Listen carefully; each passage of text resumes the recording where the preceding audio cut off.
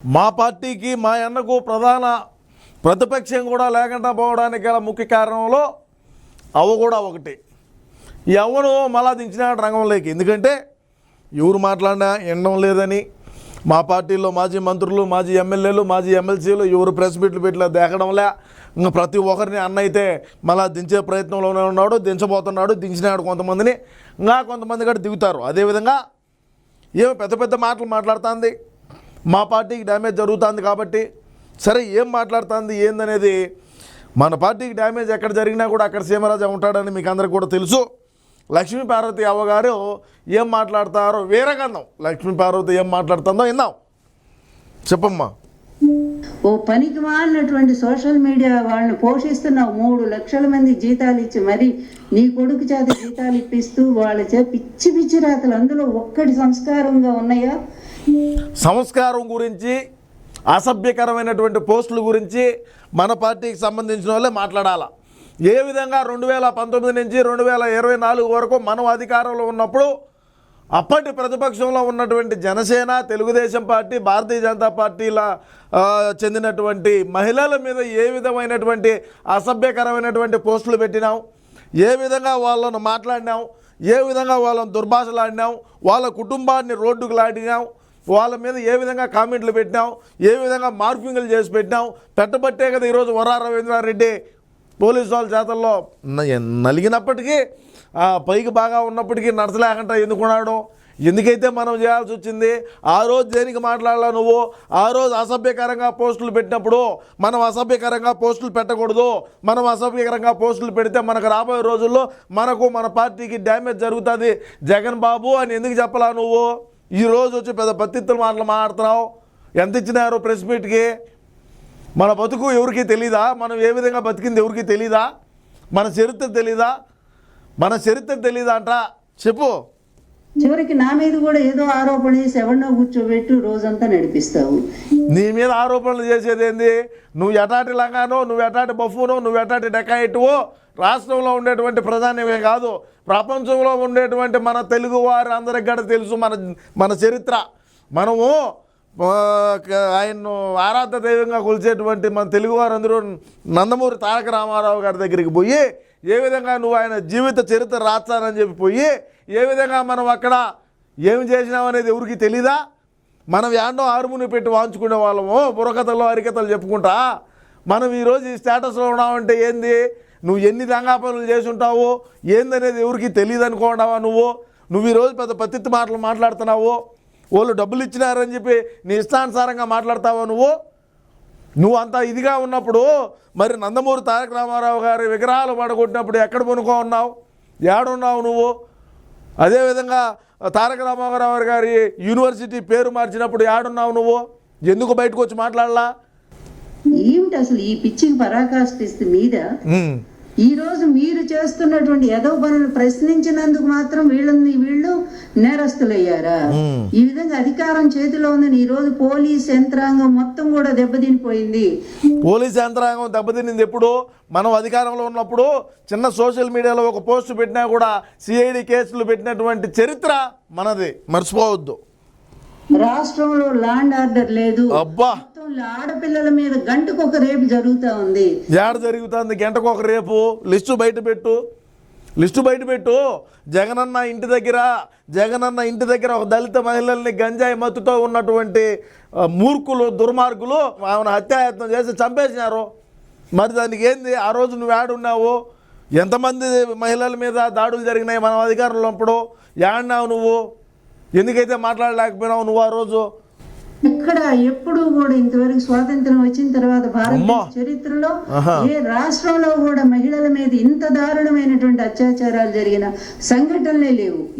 అంటే 5 ఏళ్లలో అత్యాచారాలు గంటకు ఒకటి జరుగుతున్నాయంటే ఇంకా రాష్ట్రంలో ఎవరు మహిళలు ఉండరు. అయితే నువ్వు చెప్పే లెక్కలో 5 నెలల్లో గంటకు ఒకటి జరుగుతుంది అంటే ఇంకా రాష్ట్రంలో మహిళలు ఎలా అంటారు? ఎవరు కనపడి ఉండరు. దేశ చరిత్రలో అంట మాట్లాడేటప్పుడు ఒక సిగ్గు మానము. మనం ఈ మాట మాట్లాడితే ఇది ఎంత దూరం పోతుంది? రాష్ట్రంలో ఉండేటువంటి ప్రజానీకం మనల్ని ఏమనుకుంటారు అనేటువంటి ఆలోచన కూడా లేకుండా ఇటువంటి అవులే మాటలు మాట్లాడొద్దు అవ్వా అని చెప్తా ఉన్నా నేను. చంద్రబాబు నాయుడు గారి ప్రభుత్వంలో కేవలం వచ్చిన రోజు నుంచి కూడా మహిళల మీద జరుగుతున్న అత్యాచారాలు, కనీసం అరెస్టులు ఉన్నాయా? ముచ్చుమురు వాళ్ళకి అసలు ఏమైపోయింది ఎవరికి తెలియదు. వాళ్ళు మాత్రం బెయిల్ మీద బయటకు వస్తారు. మరి చంపి డోర్ డెలివరీ చేశాడు ఎమ్మెల్సీ అనంతబాబు, ఒక దళిత డ్రైవర్ని చంపి డోర్ డెలివరీ చేస్తే జగనన్న దగ్గర ఉండి బెయిల్ తీయించాడు. మరి ఆ రోజు ఎందుకు మాట్లాడలేకపోయినావు? ఆ రోజు దేనికి నువ్వు మాట్లాడలా? ఎంతమంది దళిత మహిళల మీద దాడులు జరిగినాయి, ఎంతమంది దళిత మహిళల్ని హత్యాయత్నం చేశారు, ఎంతమందిని హతమార్చినారు, ఎంతమందిని కిడ్నాప్ చేశారు, దేనికి ఆ రోజు నువ్వు వచ్చి మాట్లాడలేకపోయినావు?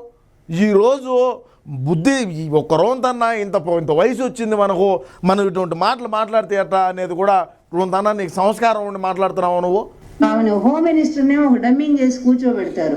మన పార్టీలో ఉన్నప్పుడే హోమ్ మినిస్టర్ మొత్తం పగ్గాలు ఇచ్చి మీ ఇష్టం వచ్చినట్లు ల్యాండ్ ఆర్డర్ మీ చేతిలో తీసుకొని అని చెప్పింది. మన పార్టీలో ఉన్నప్పుడు కూడా డమ్మీలే కదా, మన పార్టీలో ఉన్నప్పుడు కూడా డమ్మీలే కదా అంటా నేను. ఆ వంగ ఏదో గట్టిగా పోరాడుతుంది, ఆ పేరు ఏం పేరు, వంగలపూడి అంతా. ప్రశ్నిస్తా అని వచ్చినటువంటి పవన్ గారేమో ఏ మూల ఉంటారు ఆయనకే అర్థం కాదు. నిన్నేదో ఒక్క ప్రశ్న వేసి పారిపోయాడు ఢిల్లీకి. ఇదే సంగతి, ఇదే మీ పరిపాలన? ఎంత దారుణంగా ఉందంటే ఇప్పుడు ఎలక్షన్ వస్తే వైఎస్ కాంగ్రెస్ పార్టీ ఎంత 175 సీట్లు గెలిచేంత అవకాశం ఈ రోజు ప్రజలు ఎదురు చూస్తా ఉన్నారు. చెప్పాలంటే మేము అడగకపోయినా కూడా ప్రజలు ఇవ్వడానికి సిద్ధంగా ఉన్నారు.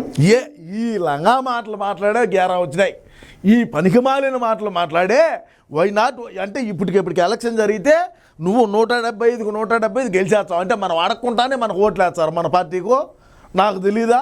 నువ్వు ప్రెస్ మీట్ పెట్టి మాట్లాడటం తప్ప గ్రౌండ్ లేకపోయి ఏనాడైనా సరే రాష్ట్రంలో ఉండేటువంటి పరిస్థితులు కానీ, రాష్ట్రంలో ఏ విధంగా అవస్థలు పడుతున్నారు ఉండేటువంటి ప్రజానికము, నిరుద్యోగులు ఏ విధంగా ఉన్నారో, ఎంత ఇబ్బంది పడినారని చెప్పి ఏనాడైనా సరే ప్రభుత్వ సొమ్ము తీసుకున్నావు కానీ ఏ రోజైనా నువ్వు పోయి మాట్లాడినావా? నువ్వు పోయి కనుక్కున్నావా ఏం జరుగుతుంది గ్రౌండ్లో అని? ఊరికే 175 ఇప్పుడు గెలిచేస్తామంట. ఈసారి నాయకించుకొని ఈ మాట్లాడినట్టే జగనన్నకు ఒకటే చెప్తున్నా, ఇటువంటి అవులే మాటలు మాట్లాడినావంటే కథంగా అంతా అస్సామే. అంత దరిద్ర పరిపాలన కొనసాగిస్తా ఉన్నారు. ప్రతి మంగళవారం అప్పులే, ఇలాంటి పరిస్థితి. ప్రతి శుక్రవారం కోట్లే, ప్రతి మంగళవారం అప్పులు అంట, ప్రతి శుక్రవారం కోర్టు పోయినటువంటి ఘనత చరిత్ర మంది. నువ్వు యాడ్ చూసావు? సరే, నువ్వు మాట్లాడేది కాదు, ఎవరైనా సరే ఆధారాలతో సహా మాట్లాడండి అని చెప్తాను నేను. మా పార్టీలో ఉండేటువంటి వాళ్ళను, మా వైసీపీ పార్టీలో ఉండేటువంటి వాళ్ళను నేనేం చెప్తానంటే, ప్రతి మంగళవారం అప్పులు అన్నావు నువ్వు, అయ్యేంది ఆధారాలు బయట పెట్టు, ఆధారాలు బయట పెట్టి నువ్వు చెప్పు. ప్రజలు కూడా హర్షిస్తారు. లక్ష్మీపార్వతి గారి దగ్గర ఇంత డేటా ఉండదురా, నీ దగ్గర ఇంత డేటా కదంగా జాత్యం ఉంటుంది, అది వేరే విషయం లేదు.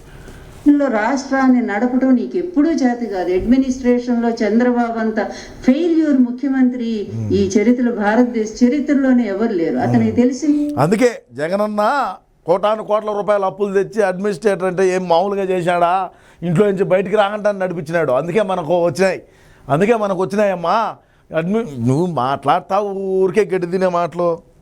ఒక్కటే అధికారాన్ని అడ్డం పెట్టుకోవటం, అవినీతిలో లక్షల కోట్లు సంపాదించడం, ఆ డబ్బు పెట్టడం, తండ్రి పదవిని అడ్డం పెట్టుకొని లక్షల కోట్లు లూటీ చేసి 16 నెలలు జైల్లో ఎవరున్నారని అందరికీ తెలుసు. నువ్వు మళ్ళా గుర్తు చేయొద్దు. నువ్వు ఇప్పుడు గుర్తు చేస్తున్నావు రాష్ట్ర ప్రజానీకానికి అందరికీ కూడా. నువ్వేం గుర్తు చేస్తున్నావు? మన జగనన్న 16 నెలలు జైల్లో ఉన్నాడు, తండ్రి 16 లక్షల కోట్లు లూటీ చేశాడు అని నువ్వు మళ్ళీ ఇప్పుడు గుర్తు చేసేదానికే వచ్చినావని ఈ సందర్భంగా నేనైతే తెలియజేస్తా ఉండా.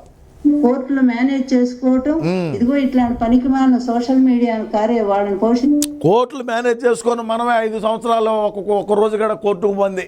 మన జగనన్న ప్రతి శుక్రవారం పోయి కోర్టు పోలేకపోయి నమస్కారం జడ్జి గారు అనాల్సింది పోయి ఒక్కరోజు కూడా ఎందుకు పోలా? ఎవరు కోర్టును మేనేజ్ చేసింది? ఎవరు కోర్టును మేనేజ్ చేశారంట? వాళ్ళ ద్వారా ప్రతిపక్ష పార్టీలో వాళ్ళందరినీ కూడా హీనంగా మాట్లాడటం. అయ్యా, సీఎం గా జగన్మోహన్ రెడ్డి గారు ఉన్నప్పుడు ఎంత భయంకరంగా మాట్లాడారు మీరు చెప్పండి. ఆయన సైకో అన్నారు, వాడన్నారు, ఇంకా ఎటువంటి పదాలు. వాడెవడు ఉన్నాడు కదా, అతను ఎవరు, పట్టాభి. అసలు అట్లాంటి పదాలు నోటి వెంట మనం కూడా ఉచ్చరించలేమే. అటువంటి పదాలు మనం నోటి వెంట ఉచ్చరించలేమో అనింది కదా ఆమె. నేను ఒకటి వినిపించా, అది నాది కాదు, ఏమి కాదు, లక్ష్మీ పార్వతి గారు మాట్లాడిందే. ఎందుకంటే ఈమె పెద్ద ప్రతివత శిరోమణి మాదిరి మాట్లాడుతుంది కాబట్టి, మాకు మా పార్టీకి డ్యామేజ్ జరుగుతుంది కాబట్టి నేను ఆమె ఏం మాట్లాడింది అనేది నేను మాట్లాడింది కాదు రాష్ట్ర ప్రజలారా, అది చెప్తాను చూడండి, అది మీరు కూడా వినే ఉంటారు. నేను ఒకసారి దాన్ని మళ్ళీ ప్లే చేసి అయితే వినిపిస్తా, మీరు వినండి. ఎవరండి? మేడం లక్ష్మీపార్వతి గారు అండి. అవును. ఏమండి సీనియర్ ఎన్టీఆర్ విగ్రహాలు పడగొడితే మీరేం మాట్లాడరు? మీరా నోరు లంజ కొడతారు. ఇది ఏంటండి? మీరా నోరు లంజ కొడతారు. ఇది మీరా నోరు లంజ కొడతారు. ఇటువంటి పదాలు మాట్లాడేటువంటి వ్యక్తి మనం అటువంటి మాటలు కూడా ఉచ్చరించలేమంటుంది. ఏమో మాట్లాడుతుంది, ఇంకా ఈ మాట్లాడితే వినాలా. రాష్ట్ర ప్రజలారా, నేను ఒకటే తెలియజేస్తా ఉండా, తప్పకుండా అన్నను మళ్ళా ముఖ్యమంత్రి అయ్యి ప్రధానమంత్రి అయ్యేదాకా నేనైతే పోరాటం అయితే సాగించా. రెండోది ఏంటంటే, ఈసారి ముఖ్యమంత్రి అయినాడంటే 30 సంవత్సరాలు ఖచ్చితంగా మనమే అధికారంలో ఉంటాము. ఇటువంటి వాళ్ళ మాటలన్నీ మీరు నమ్మొద్దు. దయచేసి మీ అమూల్యమైనటువంటి అభిప్రాయాన్ని కూడా తప్పకుండా కామెంట్లో అయితే తెలియజేయండి.